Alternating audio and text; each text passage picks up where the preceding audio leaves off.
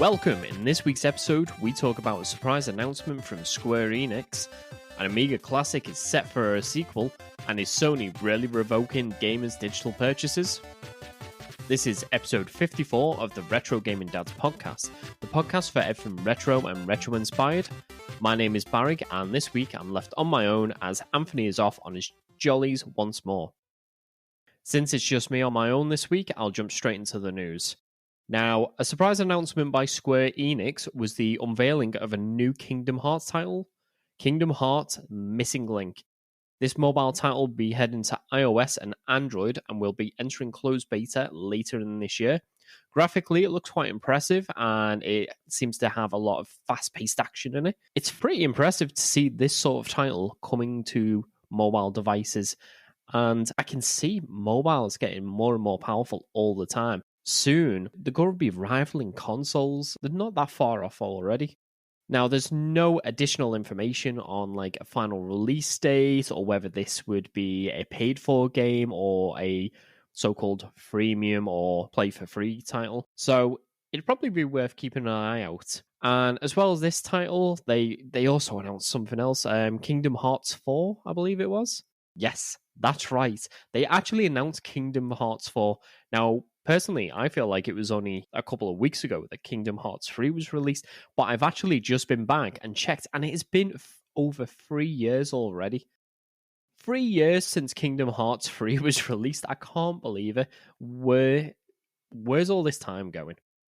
Now, the short video they show is apparently all in-engine, and it looks absolutely gorgeous. Now, this is running in Unreal Engine 4, but they have announced that they will be porting it across to Unreal Engine 5, which if you've seen any of the tech demos for that, such as the Matrix one, it looks phenomenal, and I'd love to see what this game would look like there with some better lighting and a bit more destruction in the environments. There's not an awful lot shown off. It starts off with Sora waking up, and he's in this photorealistic cityscape, which, considering the last Kingdom Hearts title I played was the original one on the PlayStation 2, is quite a stark contrast from what I actually remember. After he wakes up, some sort of shadowy giant starts appearing, and Sora springs into action, starts attacking it. He's jumping through the environment. It really does look extremely impressive, although I'll be honest, I haven't got a clue what is going on. Now, fans of the Disney aspect of it, more than the sort of Final Fantasy side, can rest easy as you do get to see a glimpse of Donald and Goofy, although they still look very cartoonish. So I don't know if this will be similar to some of the older games, at least the one I played, where different worlds have this different aesthetic to them. So perhaps when you do go back to these Disney-inspired locations, maybe it will become a bit more cartoony, a bit less photorealistic, and then maybe you do come into what would be more like the real world, and that's where we see these scenes from the demo. Now, while this demo is being shown off now, it's probably not worth getting too excited, as Square Enix does have a habit of showing off titles way before they're ready for release. Prime example being the Final Fantasy remake, which they shown off 5 years ahead of it actually being released on the PlayStation 4. So I don't think this game will be coming out for this Christmas. Maybe 2024, I would guess, but who knows? It is worth mentioning, though, that this game was actually named in the Nvidia leak from last year. And when it showed up in that leak, no one believed that this was actually going to be announced anytime soon. Many people thought Kingdom Hearts 3 was it. They were done with the series with that one. But lo and behold, here it is, proving everyone wrong. And another title which was in there was Tactics Ogre Reborn, which had a trademark filed in Japan on the 31st of March. Now, for those who are unaware of the Tactics Ogre series, it originally started as an offshoot of the Ogre Battle role-playing games, and was originally released on the Super Famicom in Japan. It did later get a port to the PlayStation and the Sega Saturn, and its battles are very reminiscent of games like Shining Force and the title that many see as its spiritual successor, Final Fantasy Tactics. So if you like that sort of grid-based strategy RPG, then this is definitely going to be a title to look out for. Although I would wonder why they would release this title, which is very similar to another title that they've only just released, with Triangle Strategy. It would seem a bit odd to release these within, say, a year of each other, just because they would be very, very similar. Although, I'll admit, if this does get announced, I will be pre-ordering it, so I'll be looking forward to it, and I'm sure there's many, many fans who either have never actually got to play this title because it was vastly overshadowed by its Final Fantasy Tactics sibling, or those who have fond memories from the Super Famicom and the PlayStation versions. Now, it is worth mentioning again that as of right now, there is no concrete details on this. All we know is that Square Enix have filed a trademark for Tactics Ogre Reborn. Now, very quickly, before we move on to the next piece of news, if you are enjoying this podcast, we'd love to hear from you. And as usual, the best way to do this is by leaving us a review on your favorite podcasting app. Only takes a minute, and it means a huge amount to us. It really helps the podcast. If you would like to take it to the next level and support us even further, you can visit our Patreon and become a member for as little as £1 per month. For that, you'll receive early ad-free versions of the podcast, and we'll even give you a shout-out in the next episode. And as always, we really appreciate you, Short Gizmo, for your contribution each and every month.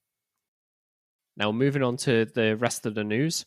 The online store GOG has announced that they are looking to return to their roots by focusing on more classic PC titles. For those of you unaware, GOG is a competitor to Valve's Steam that is owned by CD Projekt Red of Witcher and Cyberpunk fame.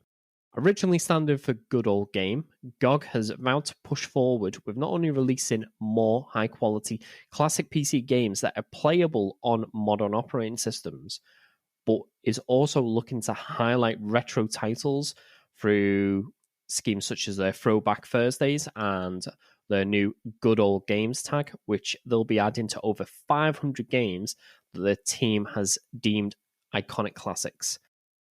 Now, for those who haven't gone to GOG, it is a mixture of old and new titles. Obviously, you can get new titles such as Cyberpunk on there, but you can pick up some absolute gems.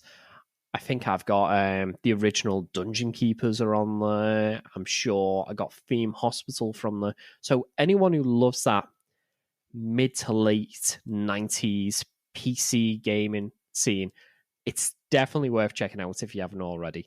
And what's more, I believe that almost all the games are DRM free. So once you download them, you can keep a backup of them. That way, if, say, GOG ever does go down, you can still install and you can still play these games.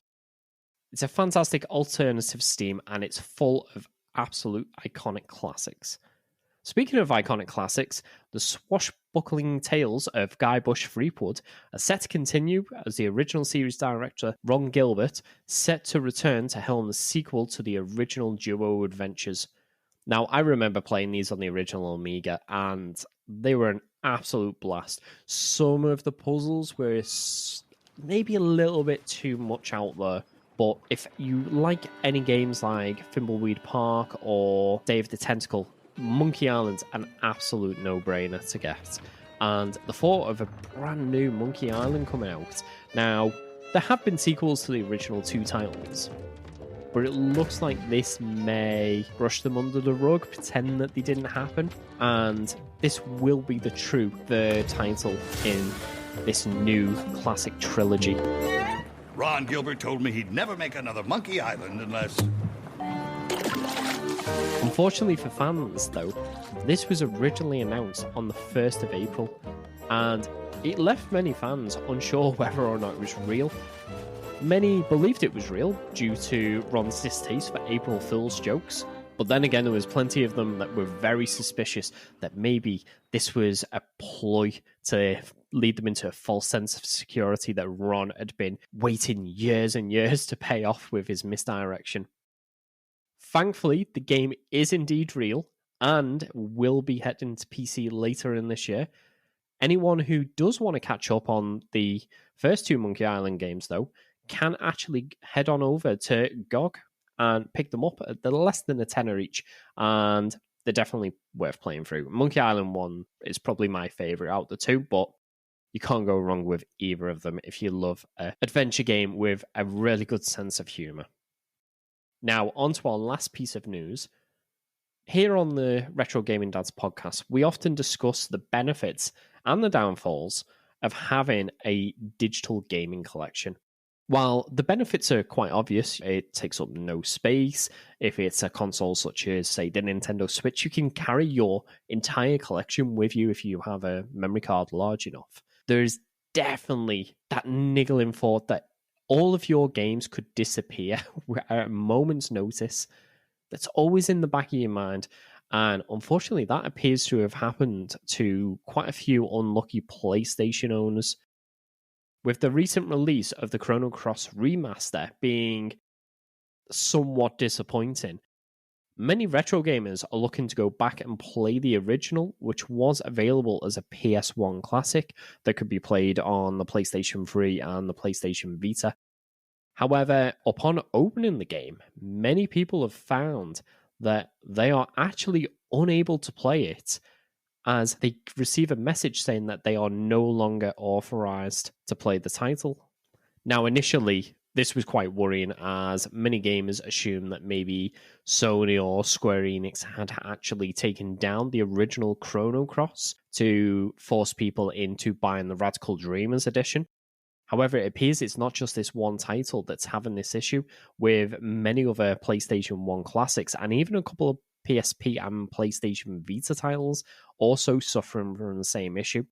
Upon the further investigation, it actually appears that it'll be a server issue, as a lot of these titles say that the expiry date was the 31st of December 1979.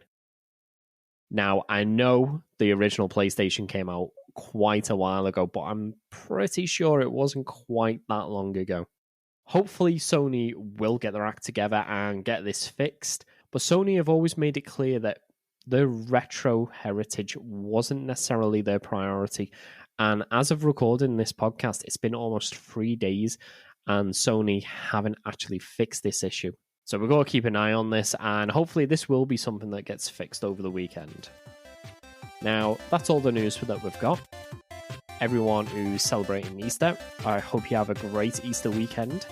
And for everyone else who doesn't celebrate it, I hope you don't actually eat too much chocolate. As always, links to everything that we've talked about on this episode can be found on our website at retrogamingdads.co.uk. And I've been the Retro Gaming Dad, and I'll catch you soon.